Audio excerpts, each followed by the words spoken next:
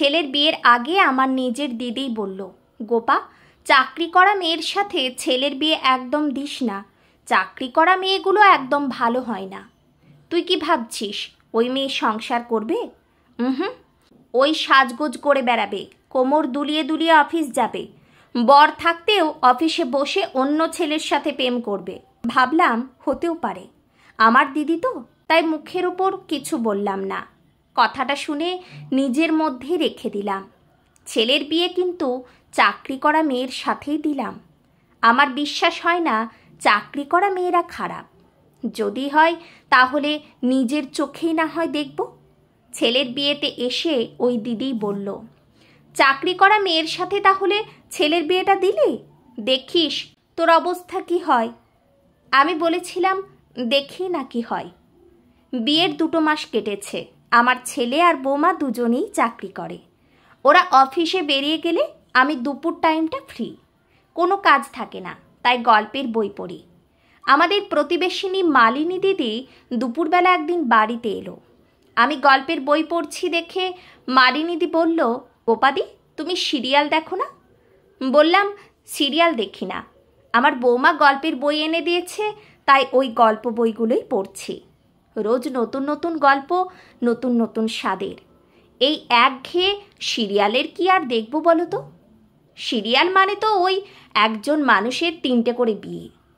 মালিনী হেসে বলল, আমি ঠিকই ধরেছি, তোমার ছেলের বউ তো ভীষণ চালাক মেয়ে, একেই বলে টাকা বাঁচানো। তুমি সিরিয়াল দেখা মানেই তো প্রতি মাসে টিভির পিছনে খরচ, ইলেকট্রিক বিল বাড়ানো, এসব বাজে খরচা হবে, তাই ওই জন্যই 100 টাকার একটা বই কিনে দিলে মাসে কিছুটা হলেও তো বাঁচবে। মালিনী দিদির কথাগুলো জাস্ট শুনছিলাম। তারপর মালিনী দিদি চলে যেতেই আমি ভাবলাম, সত্যি কি তাই? বুঝে দেখলাম ঠিক তো বলে গেল না।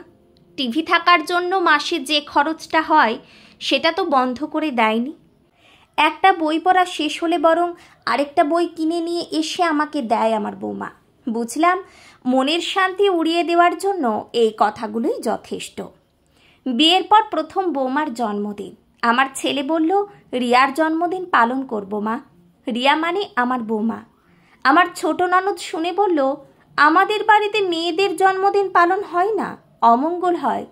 কথাটা শুনে আমি বুঝতে পারছিলাম না কি বলবো। তারপর ভাবলাম, দেখি না কি হয়। আমি নিজেই পায়েস রান্না করলাম। দিব্যি হই হুল্লোড় করে কেটে গেল। বরং মনটা আনন্দের নতুন স্বাদ পেল। কোনো অমঙ্গল তো হয়নি। তার কিছুদিন পরেই ছেলে আর বৌমা আমার জন্মদিন পালন করে বাড়িতে চাঁদের হাট বসালো। আত্মীয় স্বজনদের নিমন্ত্রণ করলো, অনেকেই এসেছিল। কেউ আবার কানাকানি করে বলেও গেল, টাকা থাকলে যা হয় আর কি, এসব না করে গরিব লোকেদের কিছু দান করতেও তো পারো। বুঝলাম মানুষ সব কিছুতেই বাঁকা চোখে দেখে। একদিন আমার ছোট বোন ওর ছেলের বউকে নিয়ে আমাদের বাড়িতে বেড়াতে এলো। ততদিনে আমার ছেলের বিয়ের 1 বছর কেটে গেছে। সকালবেলা রান্নাটা আমিই করি। ছেলে বৌমা দুজনেই অফিসে বেরোয়। সকালে অফিস যাবার তাড়া থাকে। আমি রান্না করছি দেখে আমার বোন বলল, দিদি তুই রান্না করছিস, আর তোর ছেলের বউ কি পড়ে পড়ে ঘুমাচ্ছে নাকি? একটা রান্নার লোকও তো রাখতে পারে, এই বয়সে তোকে দিয়ে কাজ করায়। এখনকার মেয়েরা খুব চালাক। আমার বৌমা তো সব কাজ নিজে হাতেই করে, আমি এখন পায়ের ওপর পা তুলে বসে থাকি। তারপর থেকে আমিও মুখ খুলতে শুরু করলাম। আমার বোনকে বললাম, জানিস ওই বদ অভ্যাসটা আমারও ছিল, আমি ছেড়ে দিয়েছি। নিজেকে ভালো রাখতে গেলে নিজেকে আগে দিতে হবে। আমি যদি কিছু না দিই তাহলে কিছুই পাবো না। দেখ কতদিন পায়ের ওপর পা তুলে বসে থাকতে পারিস। আমার বোন তখন আমার মুখের দিকে হাঁ করে তাকিয়েছিল। আমার থেকে ওই রকম একটা উত্তর পেয়ে আর কিছু বলেনি। আসলে আমিও এক সময় স্বার্থপরের মতো মেন্টালিটি নিয়ে চলতাম। বিয়ের পর যখন শ্বশুর বাড়িতে এলাম তখন বাড়িতে আমি, বর, শাশুড়ি আর একমাত্র দেওর। ননদের তখন বিয়ে হয়ে গেছে। আমার বিয়ের 1 বছর পর দেওরেরও বিয়ে হলো। দেওর বিয়ে করে বউ নিয়ে চলে গেল কর্মস্থলে। সেখানে জায়গা কিনে বাড়ি করেও ফেলল কিছুদিনের মধ্যেই। শাশুড়ি থেকে গেল আমাদের কাছেই। আমার ছেলে হওয়ার কিছুদিন পরেই শাশুড়ি অসুস্থ হয়ে পড়ল। সেভাবে আর কিছুই করতে পারতো না। শাশুড়ির সেবা শুশ্রূষা আমাকেই করতে হবে দেখে আমি আমার হাজবেন্ডকে বললাম, আমি কোনো কিছু করতে পারবো না। আমার হাজবেন্ড বলল, তোমার ইচ্ছে হলে করো, না হলে করো না। আমি তোমাকে জোর করতে পারি না।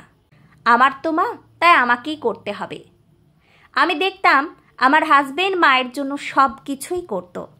এতে আমার আরও খারাপ লাগতো। আমি ওকে বলতাম, তুমি কি একাই ছেলে? ছোট ছেলেও তো আছে, সেও তো মাকে নিয়ে গিয়ে রাখতে পারে। সম্পত্তির ভাগ তো সেও নেবে। তাহলে মায়ের জন্য কিছু করবে না কেন?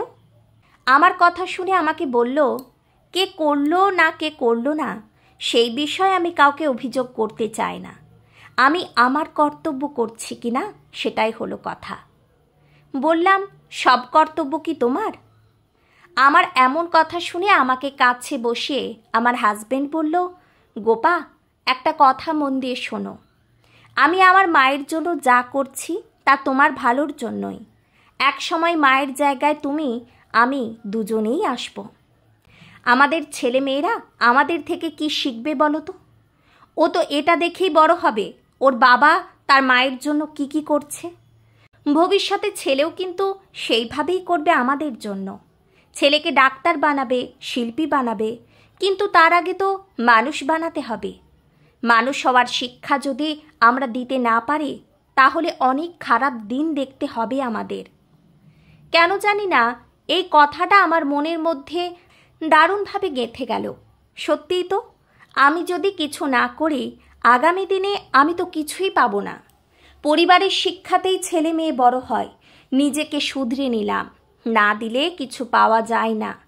শেষ কয়েকটা বছর যদিও বেশি দিন করতে পারিনি, তবুও শাশুড়ির সেবা করেছি। যে দিনগুলো করতে পারিনি সেই দিনগুলোতে না করতে পারার আক্ষেপ ছিল। এখন সেটা করি আমার বৌমার জন্য। তাই এখন ভাবি, আমি যদি পায়ের উপর পা তুলে বসে থাকি তাহলে সেটা ভালো দেখায় না। বৌমার থেকে আশা করার আগে আমাকে ভাবতে হবে আমি বৌমাকে কি দিয়েছি। বৌমা আমার থেকে অনেক ছোট, ওর থেকে অনেক আগে আমি পৃথিবীতে এসেছি।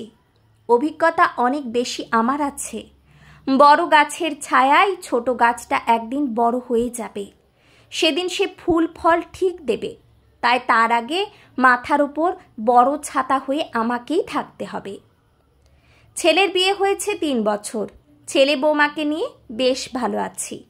বৌমাও চাকরি করছে, সুন্দর করে সব কিছু বজায় রেখেছে। এখন আমাদের সুখের সংসার।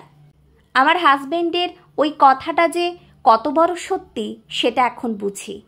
আমার ছেলে যেভাবে আমার প্রতি দায়িত্ব পালন করে, আমি তো তাই ভাবি।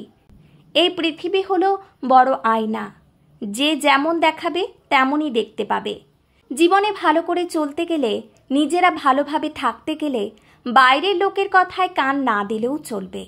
আমরা ভালো থাকলে আমাদের কাছের মানুষগুলো ভালো থাকে না।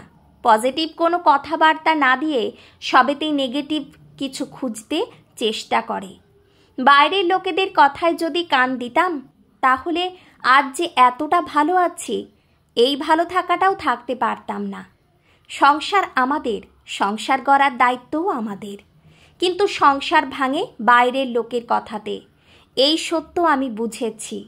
তাই ভালোবাসতে হলে নিজের ছেলের সাথে ছেলের বউকেও ভালোবাসতে হবে বেশি। কারণ তার হৃদয়ে ভালোবাসা না জমালে সে আদেও বাসবে তো? ভালোবাসা এমনি এমনি পাওয়া যায় না। ভালোবাসা দিলে তবেই ভালোবাসা মেলে।